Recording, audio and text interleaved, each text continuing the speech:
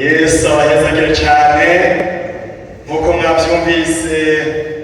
Amazina ni Manirambona Pascal, hanyuma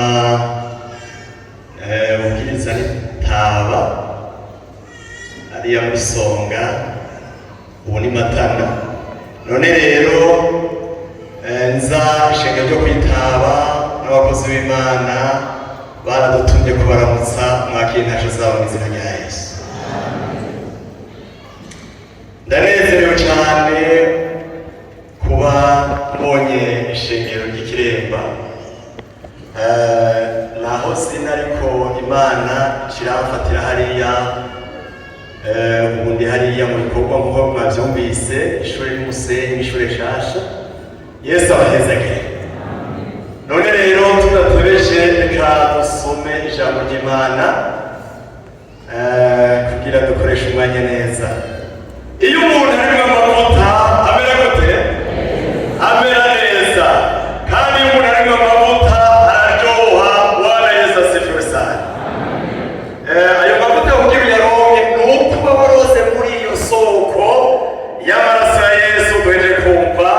Umwami wacu Yesu abahezagire. Dusome hariya mu cete ca mbere canditswe na Yohana, igice cya kabiri umurongo wa 3. Ndashimiye umurongozi wacu mwarimu Eric, maze kumva ubutumire nanezerewe cyane kandi haraheze iminsi.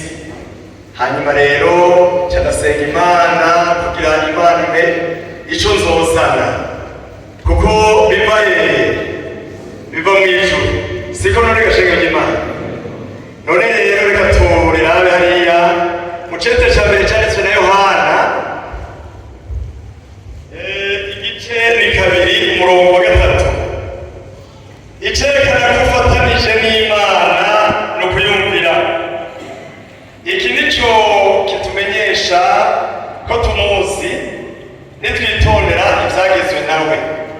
Uvuga ngo ndamuzi ntiyitondere ivyagezwe vyiwe n'umubeshi, ukuri ni kuri muri we, ariko witondera ijambo ryiwe wese ugukunda Imana kuba guhinguwe muri we vy'ukuri. Iki nico kitumenyesha ko turi muri we. Uvuga ko ahora muri we akwiye nawe kugenda nk'uko yagenda. Yesu nashimwe. N'amajambo y'Imana tumaze gusoma, ariko ijambo ryabaye rinini mu mutima wanje ni ijambo rivuga ngo kumvira iki? Kumvira iki? Kumvira Imana. Yesu natugire neza. Kumvira Imana rega biroroshe. Kumvira Imana ni ijambo rigumye, ariko kandi iryo jambo kumvira Imana rihetse umugisha mwinshi. Bwana Yesu asifiwe sana. Kumvira Imana biragumye, ariko kandi birashoboka. Rero iyo ubishoboye bikurikirwa n'umugisha ukomeye cyane. None rero kumvise ijambo ritubwiye iki nico kitumenyesha ko tumuzi. Nitwitondere iki? Ivyo yatugeze icyerekana ko tumwumviye, twitondera ijambo ryiwe. Yesu nashimwe. Reka tuje hariya mu gitabo cy'Abami, ariko ijambo ni iryo nyene. Turabe tuza kubona kuraba abantu babiri bumviye Imana, turabukuru n'ivyakurikiye bamaze kumvira Imana. Turabe hariya mu gitabo cya mbere cy'Abami, igice ni 17 umurongo wa 8.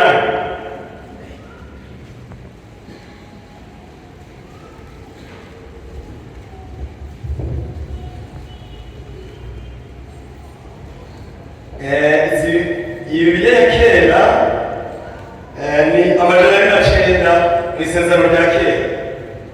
Eliya arumikwa i Zarefati ku mupfakazi, maze ijambo ry'Uhoraho rimuzako riti mva hasi uje i Zarefati mu ntara y'Abasidoni, abariho uba nabageze umugore wabo tuzokwama akugaburira. Nuko akora inzira aja i Zarifati, agishika kw'irembo ry'igisagara, agisarya abona umugore w'umupfakazi ariko aratoragura udukwi. Eliya aramuhamagara aramubarira ati ntabara urabe ico bozaniramwo utuzi two kunywa. Akirikwa aragenda kuyazana, aramuhamagara ati urantabara unzanire n'utwo notamira. Aramwishura ati nkurahiye kuhoraho Imana yawe ntaco mfise co kurya atari agafu kurushi gasigaye mu gaseke n'uturanguzwa tw'amavuta ya elayo mu gakara.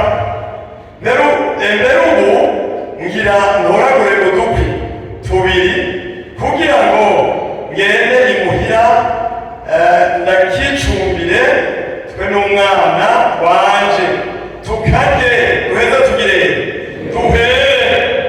Eliya aramwishura ati ntutinye, genda ugire nk'uko uvuze, mugabo ubanze ucumbireko gatoya ukanzanire hano uheze ubone kwicumbira mwe n'umwana wawe, kuko uko ari kuhoraho Imana y'Abisirayeli agize ngo ako gaseke ntikazoshiramo ifu n'ako gakarabo ntikazoshiramwo amavuta gushitsa ku munsi Uhoraho azorekura imvura kw'isi.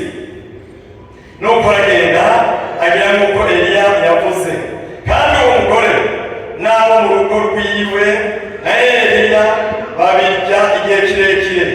Ako gaseke ntikashiramo ifu n'ako gakarabo ntikashiramo amavuta nk'uko ijambo ry'Uhoraho ryavuze. Iryo yavugiye muri Eliya. Yesu nashimwe. Turumvise inkuru ya Eliya n'uyu mupfakazi w'i Zarifati.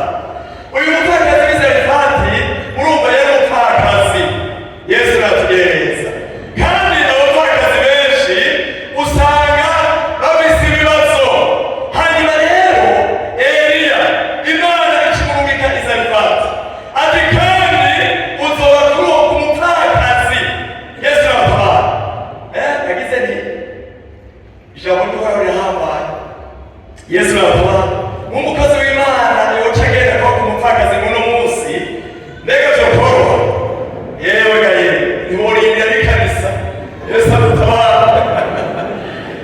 Hanyuma rero Eliya acagenda aho nyene i Zarifati, bashitseyo kw'irembo ngo abona wa mupfakazi bariko baratoragura udukwi.